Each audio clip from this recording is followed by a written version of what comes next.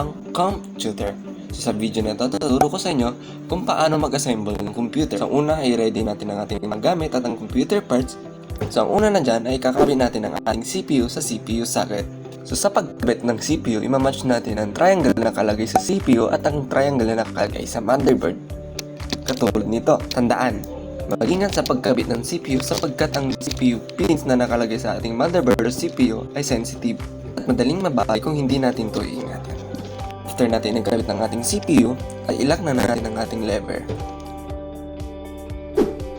Sunod, ay ikabit na natin ang ating CPU fan. Una ay lagyan natin ng thermal paste ang ating CPU. Konting thermal paste lang ay sapat na para sa ating CPU. So pagkatapos natin ilagay ang thermal paste, lagay na natin ang bracket. So sa brand na to ay merong bracket ang ating CPU fan. Depende na lang yan sa CPU fan na ating gagamitin. So sa CPU fan na to ay merong bracket ang ating CPU fan. So ilagabit na natin to at ilagay ang ating CPU fan.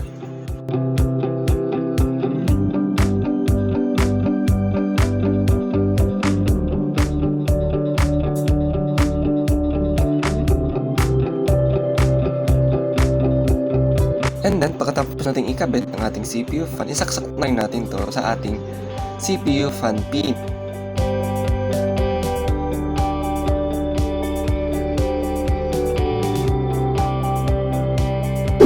So, pagkatapos natin makabit ang ating CPU fan, ilagay na natin ang ating RAM.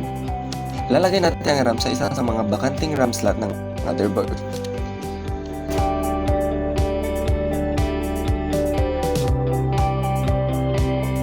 And after that, ilagay na natin ito sa ating case. So sa pagkabit ng motherboard sa case, ay unahin natin ang backplate or motherboard backplate. At ikabit ito sa tamang posisyon.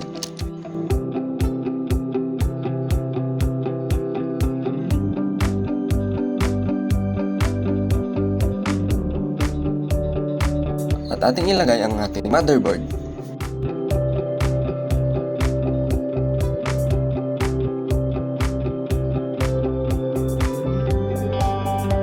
At ating iparehas ang butas na nakalagay sa ating backplate sa mga port na nakalagay sa ating motherboard.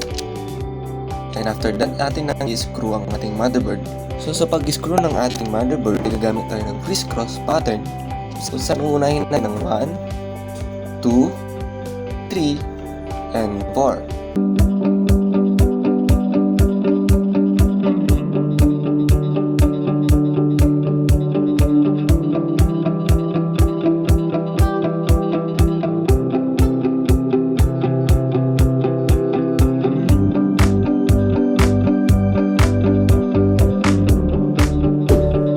After natin ma-install ang ating motherboard, ilalagay na natin ang ating power supply unit.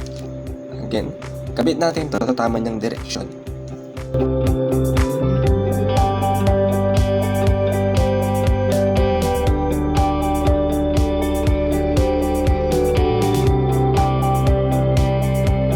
At atin nang ilagay ang ating screw.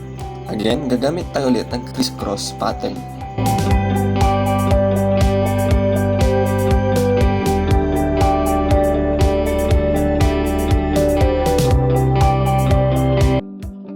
After natin malagay ang ating power supply unit, ngayon na rin natin ang ating hard drive sa ating hard disk tray ng ating case.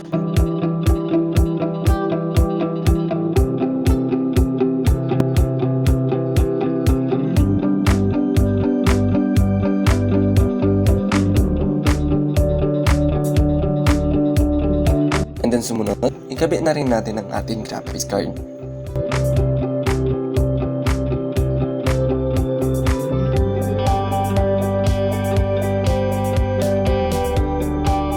Tapos, atin nang isaksak ang lahat ng ating power cables sa ating mga computer parts. Ang 24 pin ay sa 24 pin ng motherboard, ang 4 pin ay para sa 4 pin ng motherboard, at ang SATA power cable ay para sa ating hard drive, at ang 6 pin ay para sa ating graphics card, at ang Molex ay para sa ating mga fans. At atin nang ikabit ang mga components sa ating power supply.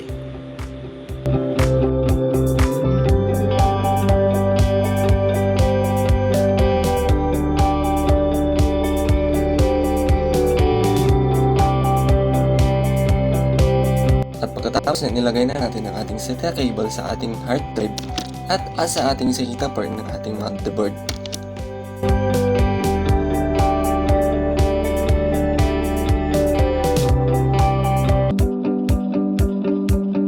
Tapos niyan, ilalagay na natin ang ating mga front panel connectors, front USB connector, and front audio connector.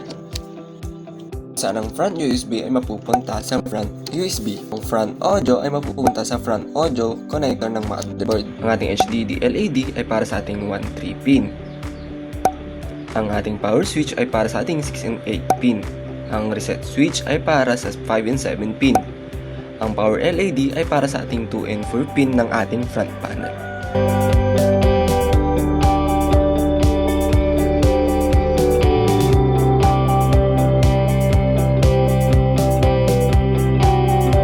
After nyan, install na rin natin ang ating system fan.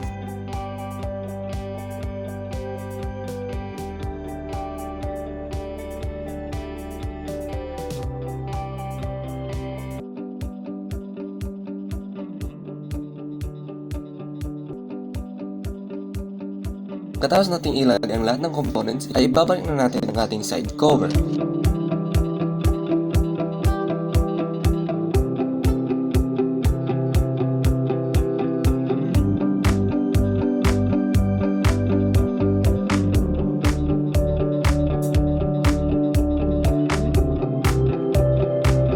Pagkatapos yan, ay ibalik na natin ang lahat ng peripherals natin, katulad ng keyboard, mouse, monitor, and headset.